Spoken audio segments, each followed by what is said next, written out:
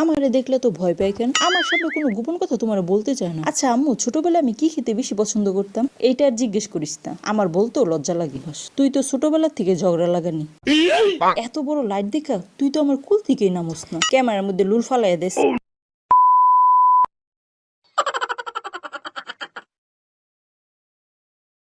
শোনো, বাসায় আসার সময় বিরিয়ানি নিয়ে এসো। আজকে রাতে সবাই বিরিয়ানি খাবো। আজকে আর রান্না করতে মন চাইতেছে না। কি বলছি বুঝছো? হ্যাঁ বুঝছি, নিয়ে আসুন নে, রাখো, বিজি আসছি। তুলি, অতুলি। কি আম্মু? শোন, তোর আব্বু রাতে বিরিয়ানি নিয়ে আসবো। বিরিয়ানি? আমার খুব পছন্দ। আচ্ছা আম্মু, ছোটবেলায় আমি কি খেতে বেশি পছন্দ করতাম? এইটা আর জিজ্ঞেস করিস না, আমার বলতেও লজ্জা লাগে। কেন আম্মু? আমি এমন কি খেতাম? কি খাইতি শুনবি? ঘরের পাপোস থেকে শুরু কইরা জুতা মোজা যা আছে সব চাবাইতি, ধইরাই মুখে দিয়ে দিতি। বালু সালু কিচ্ছু মানতি না। একবার তো খপ করে একটা তেলাপোকা ধরে মুখে দিয়ে দিতে লইছি। আমি দেখে সাথে সাথে তোর হাত থেকে নিয়ে সেটা ফালাই। তেলা পোকাটা যদি আমি ফালাইতে পারি, আল্লাহ রে, তুই যে কি চিৎকার শুরু করে দিলি। ওই তেলা পোকাটাই তোর মনে হয়েছিল ওইটা না খেলে তুই বাঁচবি না। কি যে কান্না শুরু করে দিলি। তোরে কত খেলনা দে, খাবার দে, আদর দে, কিছু তুই তোর কান্না থামে না। তারপর কি হয়েছে আম্মু? তারপর ঠাডাইয়া তোর একটা থাপ্পড় দি। সেই থাপ্পড় খেয়ে তুই ঘুমায় যাস। আম্মু, আর আমার ছোটবেলার গল্প শোনার দরকার নেই। তুমি কিন্তু এগুলা কারো কাছে বইলো না।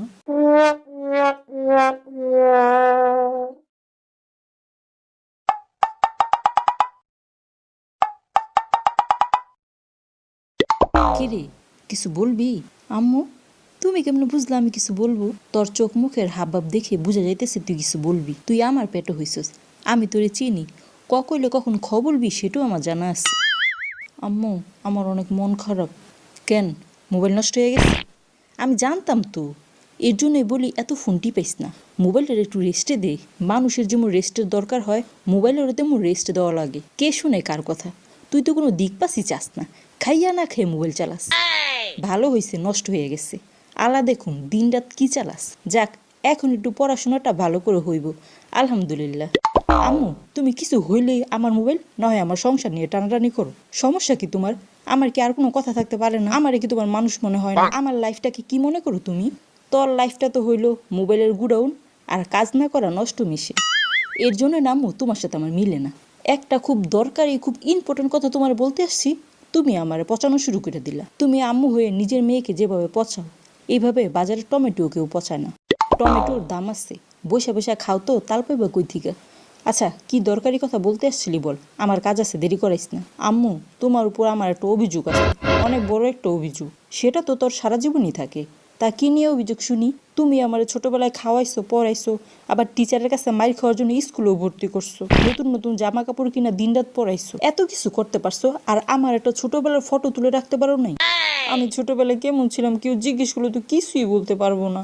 তোর ফটো তুলুম, আর কোনো মানুষ পেলাম না। তুই জানোস তোর ফটো তোলার জন্য একবার কত চেষ্টা করছি? তোর বাপে আর আমি স্টুডিওতে তোরে নিয়ে গেছি ফটো তুলতে। এত বড় লাইট দেখা তুই তো আমার কুল থেকেই নামোস না। যাও নামাইছি, তুই কি এর ক্যামেরা রেখে এদিকে যাস ওদিকে যাস, এটা ধরস সেইটা ধরস, ক্যামেরার মধ্যে লুল ফালাইয়া দেস। কি যে কাণ্ড শুরু করে দিলি। তোর বাপে আর আমি সেই সকাল থেকে ফজর পর্যন্ত চেষ্টা করেও তোর একটা ফটো তুলতে পারি নাই। ফজরের আজান দিয়ে দেয়, ক্যামেরাম্যান বিরক্ত হয়ে ঘুমায় যায়। পরে আমরা তোরে নিয়ে বাসায় এসে পড়ি। আসার সময় তুই স্টুডিওর এত সুন্দর লাল কার্পেটটা ছিল, সেখানে শিশি দিয়ে দেয়। আমরা ভয়ে ক্যামেরাম্যানকে কিছু না জানিয়ে চলে আসি। তারপর আর কি হয়েছিল জানি না। সেই কার্পেট কেমনে ধুইছে, কেমনে শুকাইছে, কেমনে রোদে দিচ্ছে, কোনো খোঁজখবর আর নিয়ে নেই। যদি জরিমানা ধরে, থাক থাক আম্মু, আমার ছোটবেলার ফটো আর লাগবে না। আম্মু, আমি একটা জিনিস বুঝলাম না। সাহিল আন্টি মানে তোমার বান্ধবী আমারে দেখলে তো ভয় পায় কেন? আমার সামনে কোনো গোপন কথা তোমার বলতে চায় না। ঘটনা কি? আম্মু, আমার একটু কাহিনীটা খুলে বলবা? এই কাহিনী তোর এখনো বলি নাই, তুই শুনোস নাই কিছু? না আম্মু, কারো মুখেই শুনোস নাই? এত বিপজ্জনক ঘটনাটা তোর এখনো কেউ বলে? শোন তাইলে সেই ইতিহাস। একবার তোর আব্বু অনেক বড় একটা কাঁঠাল আনছিল আমার জন্য। আমি খাইতে চাইছিলাম, তাই অনেক বড় দেখে একটা কাঁঠাল নিয়ে আসছিল। তোর সাহেল আন্টি আমাদের পাশের ফ্ল্যাটেই ভাড়া থাকতো। আমরা পাশাপাশি ফ্ল্যাটেই থাকতাম। তারও কাঁঠাল অনেক পছন্দ ছিল। তোর দাদি জীবিত ছিল তখন। তোর দাদিও কাঁঠাল অনেক খাইতো, তারও অনেক পছন্দ ছিল আমারই মতো। আমি তোর দাদিরে জিজ্ঞেস করে তোর সাহেল আন্টিরে এক বাটি কাঁঠাল দিই, পরে আবার তোর দাদিরে না দেখে লুকাইয়া আরেক বাটি কাঁঠাল দিই তোর সাহেল আন্টিরে। তুই কেমন জানি শয়তান না চোখ দিয়ে দেখা ফেলাইছস। সাথে সাথে তোর দাদিরে গিয়ে বলে দিছস, দাদি দাদি আম্মু সাহেল আন্টিরে 2বার কাঁঠাল দিচ্ছে। এইটা শুই না তোর দাদি আমার সাথে যেই ঝগড়া করছে, তুই তোর দাদির কাছে কথাটা বললা তুমুল ঝগড়া লাগাই দিছিলি। সেই থেকে তোর আর দেখাইয়া কিছু দিতাম না, লুকাইয়া লুকাইয়া দিতাম সব। তারপর থেকে তোর সাহেল আন্টি তোরে দেখলে ভয় পায়, যদি আবার ঝগড়া